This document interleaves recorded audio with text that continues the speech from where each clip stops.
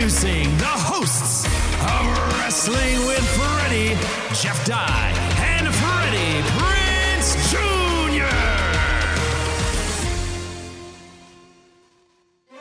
Ladies and gentlemen, welcome to a brand new episode of Wrestling with Freddie, also known as Wrestling with Friends. The world's greatest co-host, Jeff Dye, has been given food poisoning by the evil and cruel people of Calgary, Canada. Other than that, let's start the show. Good evening and good day. What's up, everybody? Jeff can't be with us today. Please send him your best wishes. He's got food poisoning. He ate that Canadian food, and it got him. Outside of Vancouver and Toronto. I don't know if your cuisine can be trusted. Those are also the only two cities that I've ever eaten in Vancouver. And I've never gotten sick, so maybe Jeff's just soft. Today, we're going to get into WWE's Survivor Series War Games in the year of 2022. There was some good, there was some awful, and there was a little bit in between. But before we do that, I hope all of you had a very happy Thanksgiving for those in America. I'm going to tell you guys a funny-ass story that happened on last Wednesday, when our last episode came out. I got a new car, as some of you may know. I got a 76 Datsun 280Z. It's just as old as me. It runs about as well as I do, which is pretty damn good. But registering old cars, especially ones from out of state, is a pain in the ass. And I'm going to share with you guys a funny story. So, if you're a member of AAA, which I am, God bless you, AAA. They do try to make your life easier, and I recommend using them when registering your car or renewing your insurance or anything like that, because they try and do all the work for you just to make your life easier. I love, it's mainly women at the one I go to. I love these women so much, and they did everything they could to help make this an easier process for me. I'm getting all my paperwork done. I have to get the car smog checked, and it has to be star smog checked because it's an older vehicle. They made sure I knew that. They gave me options of places close by that specialized in that because they're great. And I did. And the guys, actually, both guys used to have Nissan Datsun 280Z. One guy had a 240Z, the other guy had a 280Z. So they were just loving the car, right? And the car's running great. The engine's smooth. And got that done, brought it back in, and they're trying to get me to avoid having to go to the DMV by even calling our state's capital, Sacramento, California. But the DMV wasn't having it. They were going to make me come in because my car from 76 doesn't have an engine group number. So I go to the DMV, and this not so pleasant woman is at the gate, and she says, I need your license plate number and your registration, to which I kindly respond, that's what I'm here for. I don't have a license plate yet, and I'm trying to register the car. She says, all right, well, I need an engine group number along with your vehicle identification number, which we know as the VIN. She could have just said VIN. I said, well, this is a 76, and it doesn't have an engine group number. She says, well, then I'm afraid I can't help you right away. Just chooses violence right away. So I pull up on my phone that the 76 Datsun 280Z doesn't have an engine group number. And that's actually why I'm here at the DMV, so they can write that reasoning in so that the California Highway Patrol will approve it and I can get my car's registration and actually put a license plate on it. I say, well, I'm happy to show you here online. She goes, I don't have to look at that. I said, oh, okay, yeah, I mean, you can totally pull it up on your computer. She goes, no, you can get me an engine group number. So now I just have to repeat the same information again and say, well, this vehicle in particular doesn't have an engine group number, which is why I'm here. She says, well, then I can't help you. So now I'm left with, I either leave and never get the car registered, or I now go the violence route as well and say, I need to speak with your supervisor. So she sighs and goes to get this guy. So he comes up and I explain the situation to him. And he says, yes, of course, that car doesn't have an engine group number. And we'll just fill out right here that it doesn't, so that this California Highway Patrol doesn't give you a hard time. And so now I'm dealing with this guy. I go, did you train her? He said, no. I said, and I tell him the story. I'll spare you guys the complete repeat. But I say everything that happens. I go, is that how she treats everyone or just me? He goes, I'll make sure to talk to her, whether he did or not. He probably didn't. He doesn't want to deal with it. So I get all the paperwork done. I go, okay, can you guys send this to CHP? He goes, no, you have to go there. I go, what? That's why I'm here, man. I could have just gone there in the first place. What are you talking about? I'm legit here so that you guys can contact CHP. This is what AAA spoke to Sacramento about, and they said, this is the correct process. And that's the capital city. They have more authority than you do. He says, no, you have to go to CHP. So now this drive that I made and having to wait in line, which wasn't that bad. I don't want to make it sound that bad. There were only 3 people in front of me. But now I have to drive all the way to CHP. So now I get in my little sweet ass car and I cruise down the freeway. It's about a 25, 30-minute drive. And the MapQuest does not know where to pull in for this place. It's got me going into a closed and locked gate. So I got to cruise around the block, but I find it. And you guys, there's no one there. There's not, and I don't mean like no employees. I mean no jerks like me. Every parking spot is open. I'm like, oh, thank you. Thank you, God. Whatever the Greek god of sweet ass cars is, thank you. It's not Apollo, but it's one of those guys. So I pull into whatever spot I want, the closest one, right in the window, park the car. I got to lock it manually with the key because the only thing power on this thing is the antenna that goes up and down. Everything else is old school, to say the least. I walk in, there's no one there except this officer who's behind glass and has a gun on her hip, shaved head and braids, looking pretty sick and cool. I'm like, all right, she's looking sick and cool. This will be pretty easy. So I go in, I have all my paperwork ready. I say, yeah, I'm here for you guys to check the VIN number and confirm that there's no engine group number so I can get my my registration. She says, okay, hand me your paperwork. Takes the paperwork, goes through it. She says, okay, the first appointment I have for you, I'm going to throw out a fake date because I don't want anybody trying to meet me there, is December 10th at 10 a.m. I go, I'm sorry, what? She goes, yeah, first available appointment's December 10th at 10 a.m. I go, well, who does the check? Do you do it? She goes, yes. So now there's this awkward pause where I don't want to laugh, but I'm definitely smiling. I have a mask on, okay? Because California is still pretty hardcore about that.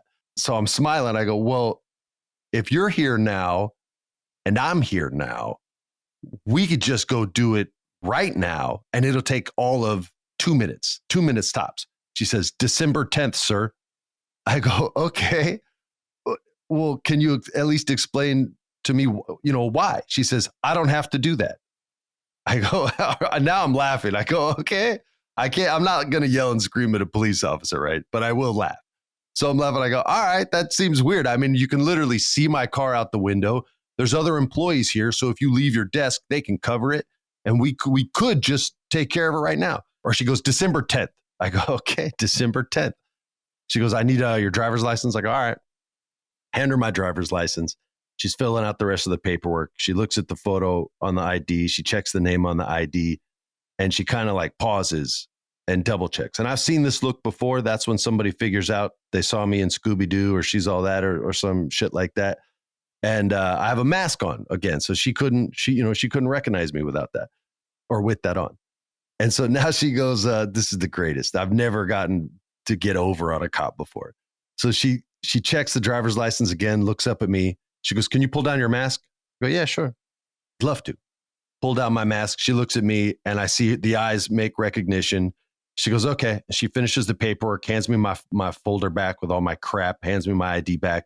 And this woman legit says, would it be okay if I took a picture with you? To which, of course, my response was, absolutely. I'll see you on December 10th. And I walked out the door, got in my car, and drove away. And it was the greatest figurative middle finger that I've ever been able to give the Los Angeles Police Department, or in this case, the California Highway Patrol. She could not have been more difficult or more unpleasant. And to think that you could just ask for a photo at the end of that, I'm so glad my brain was working that day. I'm so glad I drank my coffee and had the wherewithal to go, yeah, sure, December 10th, because the timing was perfect. And the look on her face, she couldn't even get mad, y'all. She did not have a mask on. And she even had to kind of smirk and just be like, yeah, all right, I got to take that hit. And she had to. And it was great.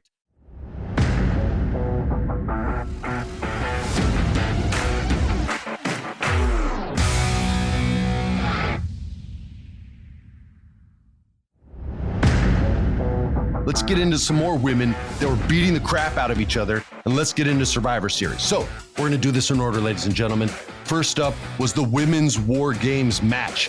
which was the good guys, or the good girls in this case, Bianca Belair, the return of Becky Lynch from the shoulder injury, my favorite, Asuka, Alexa Bliss, and Mia Yim versus Bayley, who you know I love, Dakota Kai, who you know I love also, Io Sky, who you know I love, Nikki Cross, who since they got rid of the superhero gimmick, you know I love, and Rhea Ripley, who Jeff loves even more than me because she looks like she's 6 feet tall. I don't know how tall she is, but she looks 6 feet tall and she looks like she can beat up everybody on the roster. War Games is an interesting match because there can't be a finish until everyone's in the ring, but they release people into the ring one at a time. So it's hard to maintain tension in a match where there's people fighting and you know there can't be a winner. They're just beating the crap out of each other. This is a difficult match to pull off. It started the show.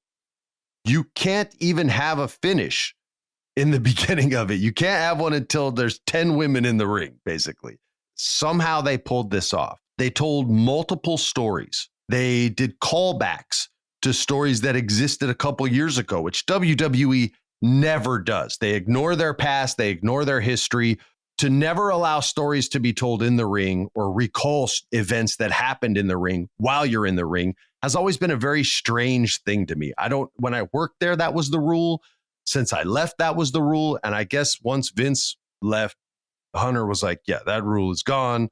I don't agree with that rule. That rule sucked. And now you can make callbacks to this. The one I want to focus on, which probably wasn't anyone's most interesting, was Nikki Cross and Alexa Bliss, because they used to be a tag team when Nikki had the superhero gimmick and they were trying to get her some experience and get her a good rub. So they put her in a partnership with Alexa Bliss. Bliss had already kind of had her championship run. And so they demand that, she helps get other people over at that point. So now Nikki grabs handcuffs in the middle of this match. It's no DQ. They were throwing kendo sticks in there, tables, ladders, and chairs. Oh my, everything. And she cuffs Alexa Bliss. The other cuff isn't done yet. She's going to put that one on the cage and just beat the crap out of Lexi. And she says, "You think I forgot? You think I forgot?" And it was that small. It was that small of a moment. But it's a moment because that should let the fans who sort of know the business, which I think too many of us know the business now, and it's made wrestling far less magical than it used to be. But for those who did know, I guarantee you we all appreciated it, because to allow a wrestler to make a callback like that when they're not allowed to normally, little moments like this are important because it doesn't only give a wrinkle into the characters of these wrestlers, but it gives them reasons to fight. And a reason to fight is what makes wrestling interesting. You don't have to have the best promo work. You don't have to have the greatest storyline, the greatest character. You just have to have a reason why you're going to hurt this other person outside of, I want to win, because that only works so many times. So when there's a personal issue, it adds that wrinkle that I think everyone can appreciate. Eventually, the good guys win. Becky Lynch climbs up to the top, jumps off, and gets the win. However, there was a lot of good stuff in this, man. Io Sky went up to the top, did a backflip, a blind backflip. She never looked back to see if anyone was there to catch her. Just, hey, here we go. Wow. So anyway, the good guys win. Everybody's feeling good as the match starts. And now we move on to Finn Balor versus AJ Styles, which is more sort of in the middle for me. This felt like a match that could have just been on Monday Night Raw. I don't know what WWE's doing. I don't know if they are pumping in crowd noise on live shows. And I heard they muted like Sasha Banks chants during the first match, which if they did, it's not a shame on you moment, but like, who cares? Like, why do you have to have that much control over what people hear? Like, just present it honestly and organically and let people be excited about Sasha Banks. We all know you're going to re-sign her. You're not going to let her walk. You're going to pay her what she wants. So just let these moments happen. It happened on SmackDown as well, where I'm not seeing the crowd cheering. Like, they're watching, right? But they're not that hyped. And I'm hearing like loud pops that just aren't there. So I think they're pumping in fake crowd noise, which is just beneath you guys. You're the top show. You are the top show, the highest rated wrestling show in the world of sports entertainment or professional wrestling, or however you like to define it. But this match in the middle was kind of, there weren't all the spots that you like to see from either one of these guys, but it was a good match. I mean, it wasn't bad or boring or anything. I just felt like I've seen it and it could have just been on a Monday Night Raw. It didn't have to take up a spot. But yeah, it was fine. It just didn't blow me away. Now we're going to get into the worst of the week. And this one, I was texting with my producer, Alexis. It was the champion Ronda Rousey versus Shotzi Blackheart. And I'll spoil it now. Ronda Rousey won. This was the single worst match I have seen in I don't know how long. And it was not Shotzi Blackheart's fault. Shotzi did her thing in this. And you can say what you want about her. I mean, I know she's had a couple spots that she's blown on Friday Night SmackDown over the last couple months. But overall, her work's pretty clean. She carried Ronda through this whole match. She did everything a wrestler can do to make the other wrestler look good. But it takes two to tango. And this is 2 pay-per-views in a row where Ronda didn't show up. And she was worse in this match than she was against Liv Morgan. And she was not good in that match. This was borderline unwatchable. I don't know what people's reactions were, but they could not have been positive. I've never seen someone look like A, they didn't care, and B, like I don't know if is she not practicing? Is she not required to go and work on her skills and develop? Because she is, and I'm not talking about Shotzi. Ronda is regressing. She is not progressing. Her work is not getting better. It's getting worse. She blew a DDT that should have been the spot of the frigging night. Shotzi goes up onto the top rope. The top rope. Ronda barely gave her the support spot. Like Shotzi was almost just having to balance solo like a damn luchador. And then she's coming off the top rope to do a DDT on the apron where Ronda's head would hit the apron and Shotzi lands on the outside. And Ronda just held on to the top rope and didn't let herself fall, which gave Shotzi even a further distance to fall from the top rope all the way to the mats outside the ring. It could have blasted out both her knees or an ankle or anything. It looked unsafe on Ronda's part. And the no sell on it was, I don't even know if you call it a no sell. It just looked like she didn't know what she was doing. And it wasn't just on defense, on moves that she's going to take. When Shotzi came off the top rope and Ronda's supposed to catch her and do that belly-to-belly suplex, that looked like crap. The move in the ropes, I mean, everything she did in this match looked terrible. And I don't know how. Like, there are people there that will work with her. So she's either not taking the time to work with people because her ego just is saying, I don't need to do that. I'm super famous and whatever. Or she can't do it. And if it's the latter, which means she can't do it, then why is she there? And I don't think it's that. She's obviously athletic. She was the damn UFC women's champion. She's a judoka friggin' master. Her trainer was Jean LaBelle. Rest in peace. She's an athlete. So look, I don't know, but it has to be that she's just not putting in the work. It has to be that. This was a horrible match. It was legit unwatchable. And it had moments that should have stolen the damn show. Listen, she's never going to be good on promos. All right. That's just not within her. She doesn't know how to act at all. There's a reason that they've limited her to 30 to 45 seconds in backstage segments where her promos get cut off because she doesn't want to talk to the crowd, or they let Shayna Baszler do all the talking and Ronda does something else. Because she can't talk. If you can't talk or work, what are you doing? You're just taking the check? If that's the case, that's where a shame on you should be applied, because that's just whack and lame. Look at all the other outside people lately that have been busting their ass to look great. You can work on days off. She doesn't have to work the same kind of schedule that these other wrestlers have to do, male or female. There are old school legends that'll come in and help you out and help you develop techniques, help you design matches, help you understand ring psychology. I hated this match. It is what it is. But now we're going to get on to a good match, which was the U.S. title.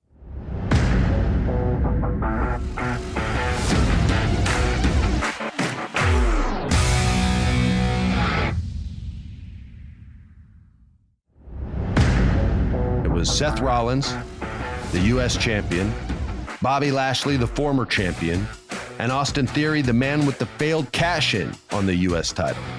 And let me say a couple things first. First of all, God bless Seth Rollins. He made this match. He had spots in this that we'll talk about that were unreal.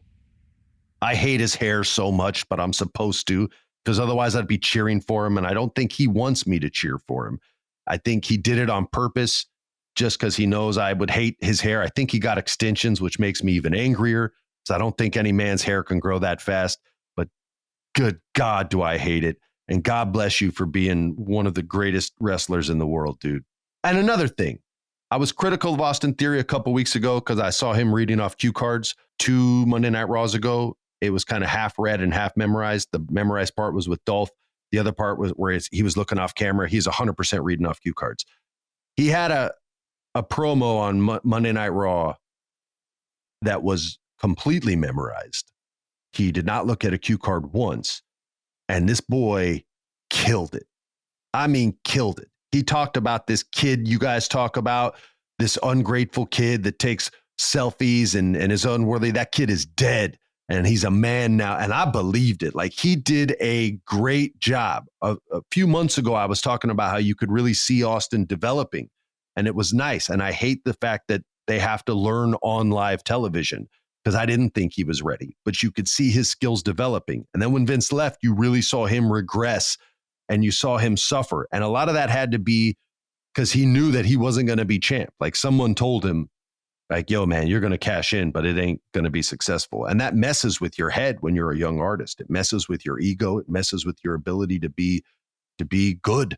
When I Know You Did last summer, I was not the director's first choice. I was the studio's choice. And the director of that film, I don't remember his name, Jim something. I think I deleted it because it's such a horrible memory. He let me know every day that he did not want me in that movie. He did not think I deserved to be in that movie. I mean, every day this guy just made me feel like dog shit. And shout out to Ryan Phillippe and Sarah for being so cool. But Ryan mainly would come up to me and be like, yo, man, remember why you booked this role. You auditioned for this son of a bitch 5 times. You didn't book it because you suck. You booked it because you deserve it. So screw this guy. Do your thing. Don't take a single note from him. Just say, yeah, okay, good note, and do whatever you want. Screw this. And he was the only reason I made it through that film without beating the hell out of that guy was because of Ryan. So, it's not like Ryan and I are friends. I haven't spoken to him in 20 years. But respect where respect is due. He helped me get through what was a tough time. And I don't know who helped Austin. I don't know if he had to get through this alone. I don't know if someone had his back. But that promo he cut, which was the go home to this pay-per-view match, was frigging gold. Absolute gold. So shout out to him for pulling through what had to have been the hardest part in his entire career. Harder than making it. Harder than getting called up. When you're considered the man and then it's all taken from you, that has to hurt. So respect to this kid. So here's the match. And I said this before, Rollins was just phenomenal. I mean, phenomenal. But he hit a stomp by jumping off of Austin Theory's back, and his foot then lands on Bobby's head and smashes it into the mat. It looked amazing. There's another spot where he was about to lose. It's a triple threat, and there was a pin, and he jumps off the top rope with a frog splash. Blam! Lands right on dude's back, breaks up the pin. You couldn't even see it the way they shot it, which was beautiful. That was, hey, shout out to the seat when they get it right. When the camera truck gets it right, we say they got it right. You couldn't even see him setting up. The in-house crowd could. And the Boston TD Garden, by the way, that was a hot crowd. You guys were a hot crowd. I really had a good time with this match, and I felt the right guy won. Some of you who listen aren't even wrestling fans, which is crazy. But watch this guy. He's handsome, team handsome all day long. He's got the body of a Greek god. Like Jade Cargill looks at Austin Theory and it's like, Jesus, God, I wish I looked like that. But when he's on, he's on. And last week he was on. I can't wait to see him with that sort of shit-eating grin, talking trash in his next promo. I record these on Mondays, so it'll be tonight, but you guys will hear it on Wednesday, and you'll have already seen how he kind of reacted to his win and who's going to be mad at him. It'll probably be Bobby, and he'll get a one-on-one match with Bobby Lashley. But Austin, you kicked ass, man, and this was a great match, so respect to all three dudes involved. They told a really cool story. And that's going to take us to the end of War Games, which was the men's War Games match. The Bloodline, you guys know I love me some Bloodline, which is Roman Reigns, the Uso brothers, Jimmy and Jay. And Jay has just been like, I mean, just a great actor in this whole thing. He's been the one that's kind of willing to go against Roman, willing to hate Sami Zayn publicly. And Jimmy's more behind him. But Jay, they've given more to, and he's taken full advantage of it. Solo Sikoa, who's the new one, he's their real-life younger brother. And Sami Zayn. And he was taking on his best friend in the whole wide world in real life as well, Kevin Owens. They're both from Montreal, Quebec, Canada. Drew McIntyre, who's sort of the outsider of this, although Kevin is as well. Sheamus, Butch, and Ridge Holland. And you guys know I love Ridge Holland. I think eventually he'll have a solid solo career. It wasn't my match of the week. I thought the women outdid the men in this because they could really only tell 1.5 stories in this match based on the lack of having a grievance with Sheamus's squad. But Sami Zayn can tell any story you guys want him to tell. He could read you Harry Potter and you would be entertained. He could read you Dr. Seuss. You would be entertained. Or he can go in the ring and take the beating of his life and dish out the beating of his life, and you would be just as entertained. This match was not dominated by the good guys, being Sheamus and them, but they made you believe to a certain extent that they were going to win this match, or at least that there was a pretty solid shot. I will say this, the spot of this match was they do this 10 beats of the Bowery, which is Sheamus's move. And he like ties a guy up in the ropes from outside the ring, and Sheamus is still inside the ring, and the guy's back is to him. So he's facing the crowd. So the crowd gets to see this beat down. And then he takes these forearm shots and he just smashes them across his opponent's chest. And the crowd goes 1, 2, 3. And he's done 20 before. He did 20 to Dominic Mysterio the other week. But yeah, so they did a 5-man 10 beats of the Bowery where all 5 bad guys are in there and they're just blam, blam, blam. And they're just beating these dudes' chests.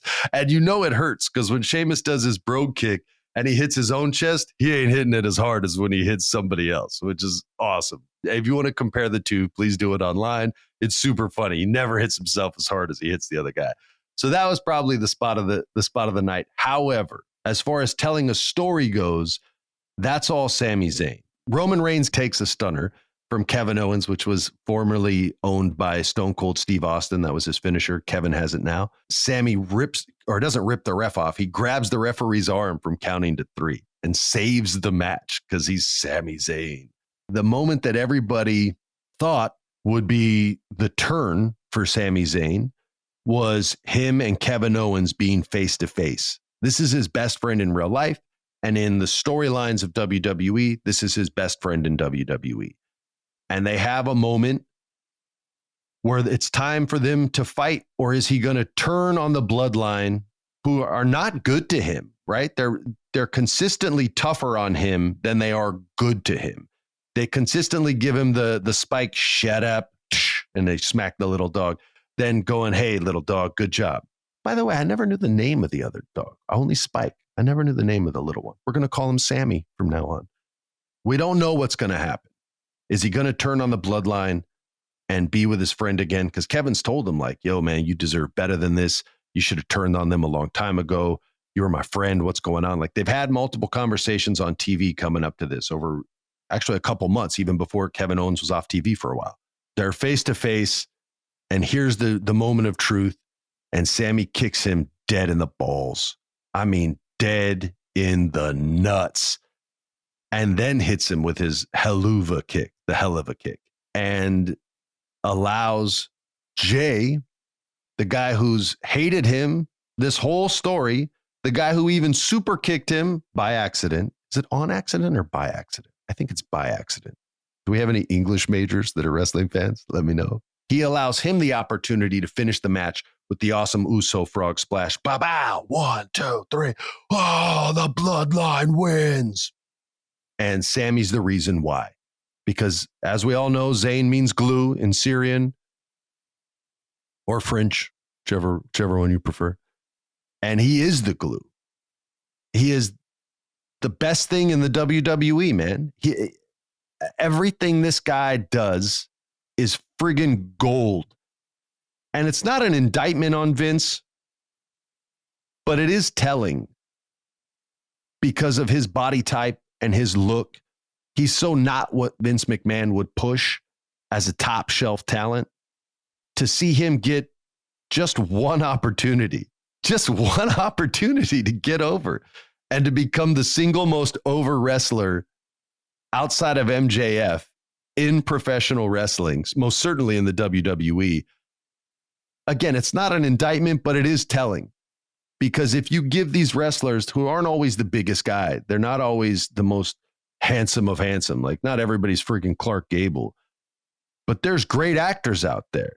Like, that'd be like saying, yeah, Steve Buscemi and Paul Giamatti don't get to ever be in a movie because they don't look like George Clooney and Harrison Ford. Like, that's just insane. That's absolutely insane. You can be a punching bag and still get wins and losses and be the single most over, they like to use the term superstar in the company, but I prefer the term professional wrestler. And that's what Sami Zayn is, man. I know I blow smoke at this guy every single week, and I've called him Marlon Brando and things like that. But he is that for wrestling, for what wrestling is. He doesn't look like Richard Gere. And I shouldn't say Steve Buscemi. He's better looking than Steve Buscemi. But you know what I mean. I love this dude. I think he's great. And now would honestly be the perfect time for them to turn on him after he's completely earned their respect. When it comes to these guys, I'm not worried. I don't feel they have to have tension every week because the storytelling that the whole group is doing. From Solo, they protect Solo. They're giving him experience. They're not putting the weight of an entire promo or segment on his shoulders because he's new. They're allowing him to develop. They give Jimmy the right amount of stuff, keeping him positive, trying to hold things together. They allow Jay to be the squeaky wheel, so to speak, the one that's going to constantly remind you, hey, man, I'm rusty over here. I'm squeaky over here. Give me some oil. Screw this guy. They allow Sammy to be deceitful and loyal all at the same time. And they allow Roman to see through it. He sees through the BS and he laughs and he chuckles because he knows he can beat up Sammy. So they could stretch this out as long as they want. However, it would be kind of crazy if now that he's finally earned it, they turned him out and beat his ass, because then we'd love Sammy even more. I don't know where Jeff Dye is performing this weekend, but check him out at jeffdye.com. If he's healthy, he'll be there. He's one of my favorite comics. He's super funny. He is anything but politically correct, but there's no malice in this man's heart. So remember, they're all jokes, and remember to give comics a little more latitude than you give schmucks like me. I'm completely okay with that. So thank you all for listening. Appreciate y'all. And I haven't said this in a long time, but welcome to the Federation. Peace. This has been a production of iHeart's My Cultura Podcast Network. For more podcasts from iHeartRadio, visit the iHeartRadio app, Apple Podcasts, or wherever you listen to your favorite shows.